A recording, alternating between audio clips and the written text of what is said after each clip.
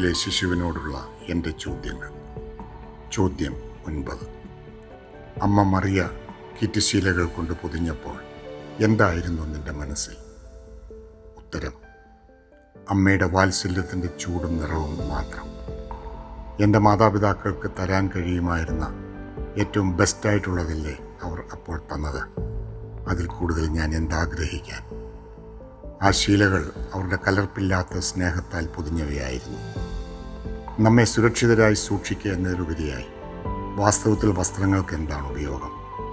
വില കൂടിയതായാൽ എന്ത്, കുറഞ്ഞതായാൽ എന്ത്? സാധാരണമായവ മതിയെന്നിരിക്കെ വർണ്ണശബളിമയാർന്ന ആഭരണങ്ങൾ തേടിപ്പോകുന്നത് നമ്മുടെ പൊങ്ങച്ചം മൂലം മാത്രമാണ്.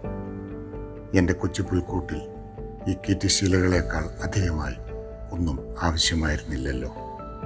ജോളിയച്ചൻ.